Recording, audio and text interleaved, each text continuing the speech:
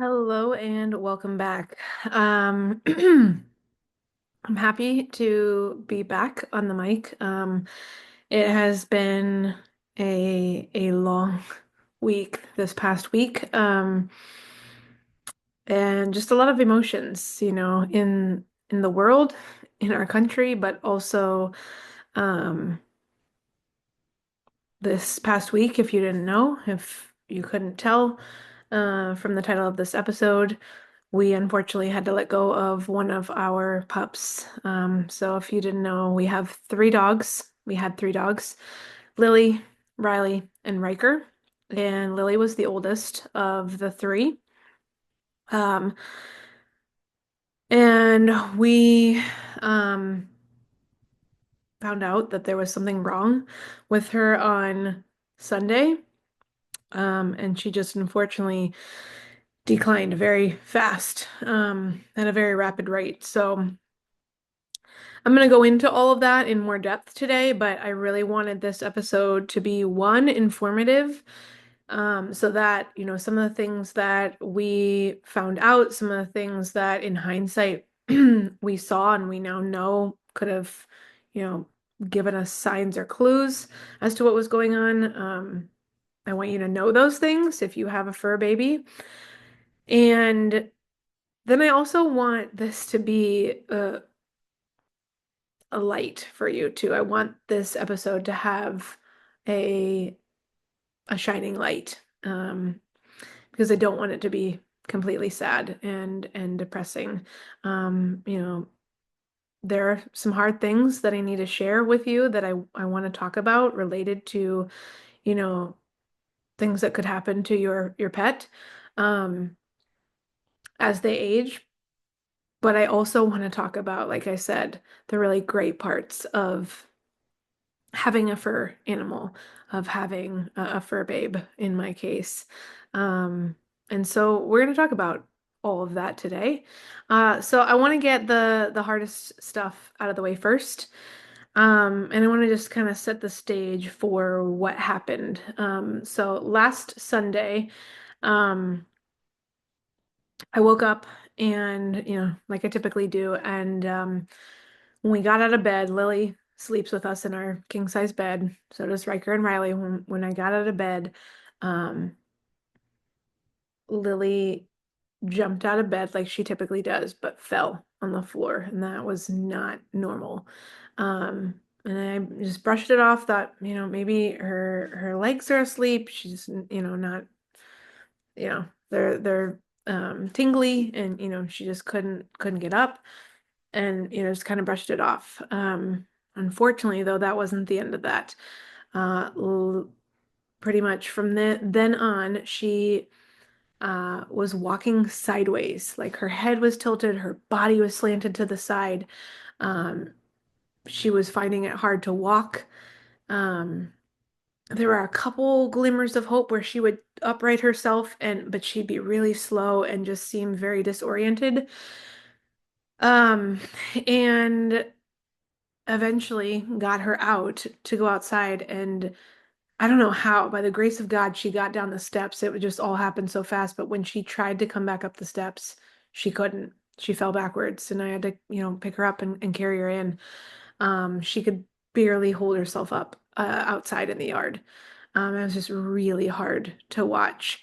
And she couldn't control her bladder, because she had to go to the bathroom, but she couldn't figure out how to do that. So she was just, wetting herself on the couch, and it was really just um, scary, because I wanted to believe it was something simple that we could fix. But in my heart of hearts, I had this really bad feeling that there was some bigger issue at play. Um, and I wasn't sure exactly what that was. So me, being the person that I am, um, wanting to know right away, which I feel like a lot of us do, I did what I shouldn't do, and I tell you not to do, but in the heat of the moment, I was like, I need to just have some idea of worst case scenario.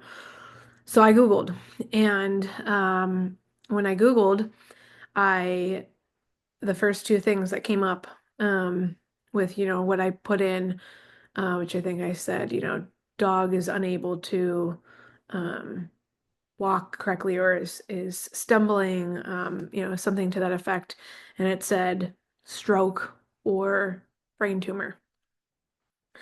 Lo and behold, we took her to the emergency vet called MedVet here in Central Ohio, and that's exactly what the doctor said. He goes, I think she either had a stroke, um, or she's suffering from a brain tumor. So that was last Sunday, not this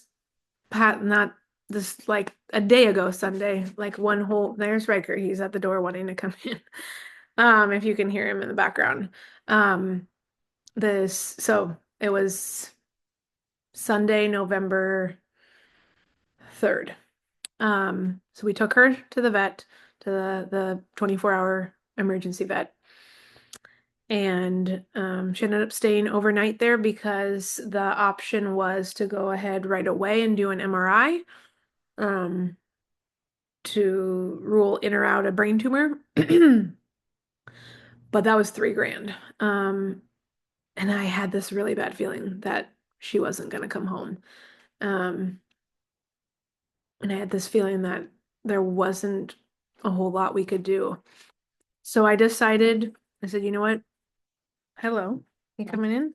Okay, you want to be here for this episode? I think that's fitting. So I decided, Riker's here with us now. So I decided to, or we, I should say, decided to, um, you know, not go the MRI route. And um, instead, the doctor said, if you don't want to do that, totally understandable. Um, we can keep her overnight and we can watch her and hopefully she gets better and, we can run tests, blood work, all the things and, touch base in the morning. So that's what we did.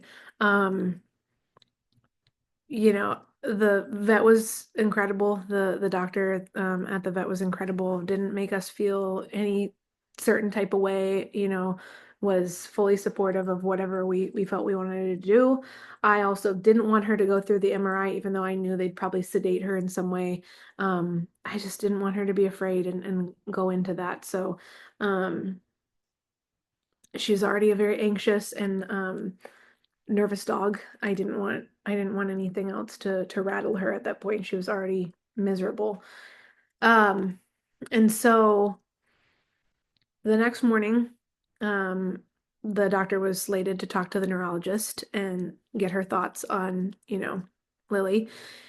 And so after school, we ended up going up to the animal hospital and the vet doctor said, I talked to the neurologist. She recommends doing a MRI, like I suggested, but she's not getting any better. Um, if anything, she's more lethargic. And he goes, at this point, I don't think it's a stroke because um, just the signs he was seeing, like she's not trending in the right direction.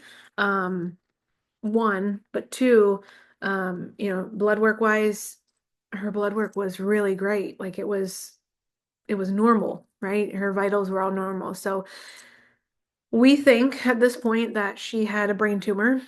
For how long, we don't know, but this is where the signs of what to look for come in. And so I don't want to go any further into the letting her go and her passing over the Rainbow Bridge and us watching her do that because that's to me that is intimate and special between she and I and Jeremy. Um but I will say that when she did finally cross over, she was the most peaceful I'd seen her in 2 days. Um, so that being said, I do want to talk about, like I said, some signs and symptoms to look for in your pets, specifically dogs. is what I'm sharing about today. But these things could apply to cats as well, some of these things. So, um, when we talk about a brain tumor in a dog, a lot of things vary, right? Some things you'll notice if the brain tumor is towards the front of the brain, there might be some things that will occur symptom-wise that wouldn't occur if it was at the back of the brain. So we'll talk about that here in a moment. And then also, um, what else was I gonna say? This is real raw, and just spur the moment. I wanted to come in and just just be here in the moment. So some things I'm gonna think of right off the cuff, and others it's gonna take me a minute. But I guess I just do want to say or preface that just because I'm sharing these signs and symptoms, I don't want you to think that like if you miss it, you miss the sign or symptom, that like you're a bad person, right? Because the first couple of days when I was processing the loss, I would tell myself that. I was like, how did you not see this coming, right? How did you not know that that was not normal, And you don't know what you don't know, and so you have to give yourself grace and know that you did everything in your power to give them the best life that they possibly could have. And so I will say, we don't know how long she had the brain tumor. I suspect it's possible. We've had her for 7 years. I suspect it's possible she could have had it the beginning stages of it when we got her and we just didn't know. Um, and I can kind of explain why that is here in a little bit, but I do want to share some of like I said, some of the signs and symptoms. So, um, seizures can be part of it. If your dog experiences a seizure, um, that can be linked to a brain tumor. So it's really important that if your dog is experiencing those um, frequently and or infrequently to mention that to your vet because that is important to know, why that's happening. Um, Behavioral changes can also occur too. They can become more aggressive, they can become more depressed, and they can also have a loss of learned behavior. So things they used to do, they can't do anymore.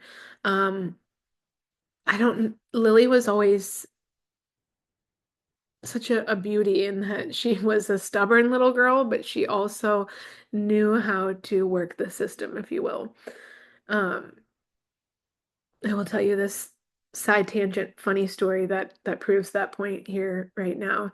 When we were building our house, we went to the design center and got to pick out everything in our house, and we were living in a condo at the time, which the main floor had no carpeting. And so she would primarily stay on the couch because she, for whatever reason, didn't want to walk on the hardwood floor. It was too slippery for her. Um, so when we went to the design center, I made a point to say, hey, if it's possible, could we bring her in? She's a very small dog. Could we bring her in and let her walk on the types of flooring so we can see, what is conducive for like what she's comfortable walking on and what she's not comfortable walking on. So there are, mind you, laminate, um, wood, tile, um, like vinyl plank, every type of flooring is there, right? Obviously carpeting too. So we walk in with Lily and she proceeds to make me look like the biggest idiot in the world. And she walks on all of the flooring.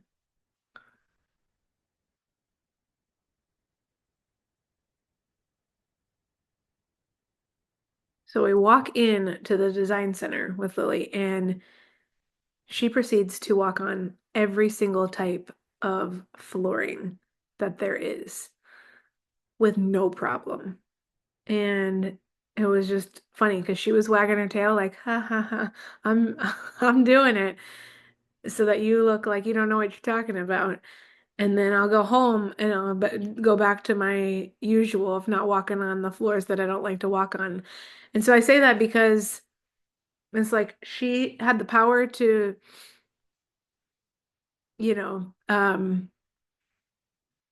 don't know what I'm trying to say. She had the power to, you know, capture people. And kind of rule the roost, so to speak. It was her way or the highway. Um, and I loved that about her. They say that dogs uh, take on traits of their owners. And I think there is some of that in me too. So it's kind of interesting to see that like she and I were similar in some of those ways, you know. There are some times where I feel like, yeah, it's my way or the highway. You do it or get gone. You do it my way or get gone. Um, so anyways, I say that because for me, sometimes it was questionable whether she was doing things because she wanted me to do it for her, just um, to make me wait on her, hand and foot. Or was it part of, was some of this learned loss of learned behavior, like eating, from her bowl, we had to ended up putting it on a plate instead. Was that because of her dental work? Maybe. Or was it something else, right? I don't know, but changes in behavior are definitely one of the signs. Vision problems, so decreased vision just overall, or on one side of the body, or dilated pupils. The dilated pupils was the real clincher for me. She had, for most of her time with us, her pupils were dilated. And the other two were never like that. And we always just thought, wow, that's wild that hers are like that. And the other two don't have that. Again, that could have been a sign, right? And they were like that for, I would venture to say, almost the entire 7 years we had her. So again, that leads me to believe that potentially she was suffering from the onset of this tumor, maybe from the get-go when we got her, and or before, possibly too, before we adopted her. Um, Balance issues, staggering, stumbling, or walking unsteadily. I mean, hello, that's what she started to do, right? Head tilt, she did that. Pain, so typically like an increased sensitivity to the neck. We didn't really notice that much in her, or at all, I should say. That wasn't something that she suffered from, at least to my knowledge. Pacing or circling, she started to do circles, not all the time, but like when she would get a treat or a snack, she would do that. And I always thought it was just like her getting excited, but now I wonder, was it that, or was it her getting excited, or was it, you know, signs of this tumor? Again, I don't know. Um, some other symptoms could be, like a loss of coordination, swaying, a wide stance. She did have a wide stance, and I thought that was odd too. Um, Eye flicking, and then head tremors. Again, she didn't have those, but um, the dilated pupils, I want to say, can also be from either a stroke or a head injury. So it's not just, you know, tumors that can cause that. So big big point here would be, if your dog's eyes are dilated like all day, every day, that's something I would say go into the vet and have it looked at further, because, I in talking to my dad and Jeremy, I was like, geez, had I known that, had I thought to learn this, right, or to ask questions about why that was, we just thought it was just her genetic makeup, the way she was. I would have brought that up at the vet, and then it made me think, well, why didn't the vets ever say anything? And you can't play that what if game, because you just don't know, right? Um, but I will say, knowing what I know now, for the future, that is going to be something that, I am very aware of. I will say there's great websites out there for you to look at. to learn a lot of this information. The one of the websites that I used to gather information, I will link in the show notes. So if you're interested in looking into that further, or gathering more links from that webpage to pursue further investigation, please feel free to do so. Um, but now I do want to switch gears a little bit here, and I do want to talk about all the good things that come out of having a fur baby. So we know that having a fur babe um, obviously is a great positive and a benefit to our overall health. And so, not only the mental aspect, but the physical and emotional aspects too, right? Also socially, right? It gives you a sense of purpose. And so, when we think about the undertaking of, adopting a dog, it's a big thing, or adopting a pet. It's a big commitment. And when you choose to do that and you do it for the right reasons, and you commit to giving that pet the best life they possibly can have, you reap so many rewards. They do too, but you reap so many rewards. You learn what unconditional love is. Um, they will always love you no matter what. They are there for you through the thick and thin. When you are at your worst, they love you. When you are stressed and anxious or depressed, they're there. Riley has been there too this week, but Riker has just been instrumental to my healing this week. Every time I've cried, he's been right here, and he's right next to me right now. He's been right here, and he'll lick the tears off my face, and he knows that I'm suffering. He knows that I'm sad. And I believe that Lily has given part of her spirit to him, and she's going to live on forever in our hearts and in our minds, and here spiritually. But I do believe that she gifted part of her spirit to Riker. Um, so yeah, I mean, the list goes on and on, right? Like I said, mentally, they're gonna help us just feel better about ourselves, even on the lowest of low days, right? They can always put a smile on your face. Petting a dog actually helps to reduce stress. It actually helps to reduce cortisol levels. um, you know, Physically, when we move our bodies and we take them on a walk, that is helping us to improve things like cholesterol, and improve things like lowering our blood pressure, and just improving our overall cardiovascular health. If you're someone who is more of a hermit, and you're more of an introvert, they bring that social aspect. I talk to my dogs. I pretend that they have a voice, and I talk for them, and I talk to them. They provide that sense of social connection. Um, like I said, they provide that sense of purpose. You you have to take care of them. You take them to the vet, you make sure they're well, to the best of your ability. You feed them, you love on them. You take them for walks, you let them go to the bathroom, all those things. You give them a bath. They're like a kid, just a little less maintenance sometimes.